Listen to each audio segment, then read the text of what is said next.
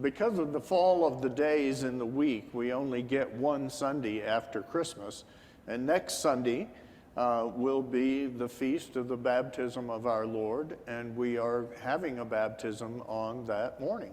So it will Wow. baptizing a young one. So it is, we move through this time really quickly.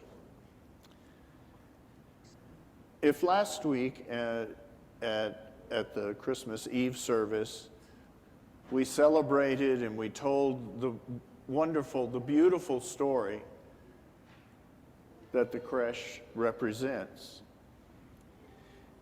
And then this Sunday, by long-standing tradition, we read what's called the prologue to the Gospel of John.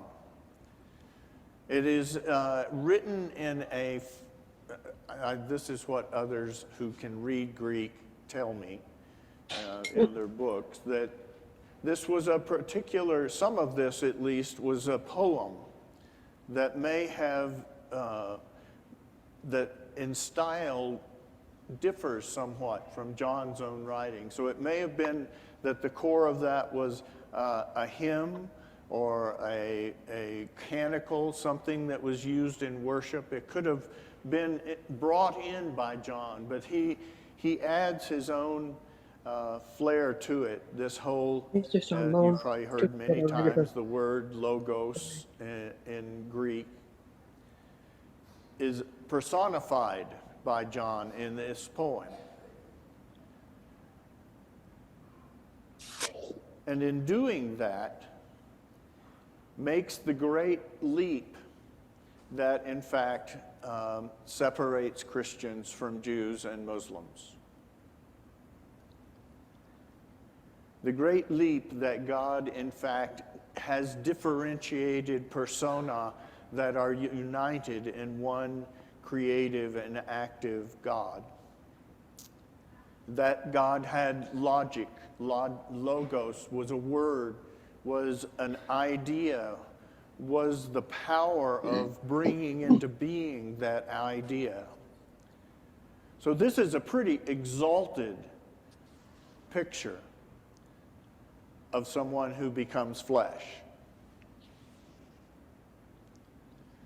Now this poem comes long after all the events in Jesus' life.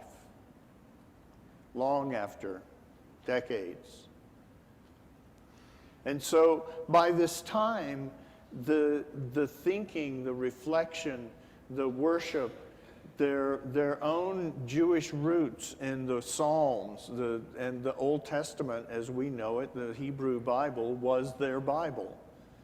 And so they read out of the prophets extensively to find signs that would indicate Jesus was in fact the Messiah. And so in this poetic sense of worship and of knowing God, there's an aesthetic to our God.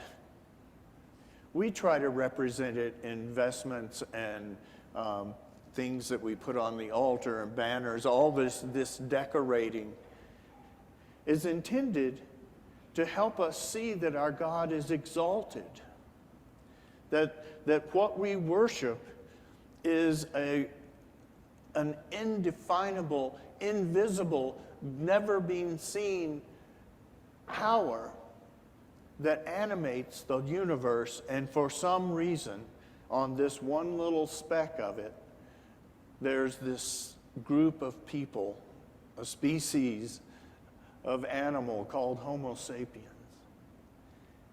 who are given the capacity to know good from bad, to make choice, to have will, to be moral actors in our world. And so the Gospel of John begins this journey into what Jesus is by proclaiming who he is from the very beginning, that he is equal with God, that everything that was created, he was a participant in that creation.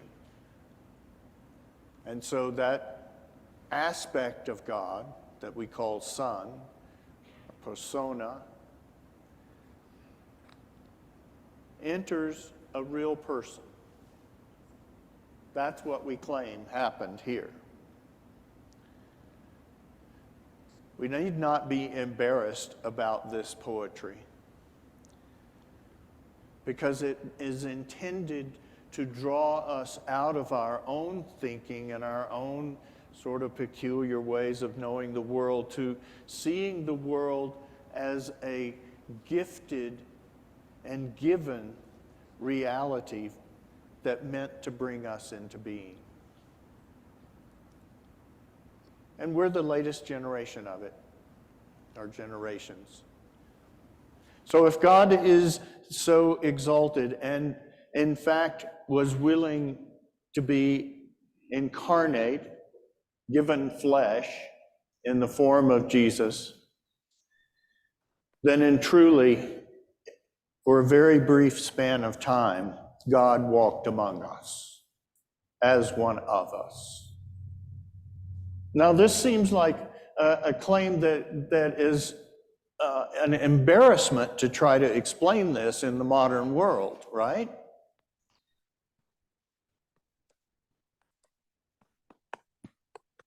But as I read, it takes more faith for me to believe that the universe was spawned from nothing spontaneously on its own non-pre-existent power. I can either have faith in that, or I can have faith that there is a God who created. I don't have enough faith to do the one without God. Can't put my head around that. So if this God had the power to create the universe as we know it, astoundingly complex and enormous beyond comprehension, and yet this God has a focus all the way down to us, and sent in Jesus the example of a human living a godly life, and demonstrated the cost that might bring with a world that doesn't like that. So we're called in, you especially, congratulations and thank you for being here on the Sunday after Christmas. But we bring these exalted words, the Psalm, Isaiah. You see how all along the canticle that I talked about last week, the Magnificat, two more poems that come in Luke's story, the Simeon and Zechariah, each have a song. You see, what we believe in is so beautiful and so beyond that we need poetic expression to even start to hint at what it is we worship.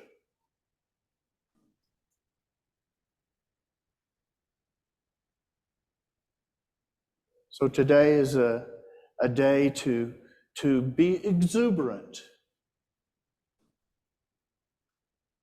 that we are so blessed, that we are known, that we are loved. Every now and then it's good to just let the Spirit move you. Just let the Spirit move you and know that your Creator knows who you are.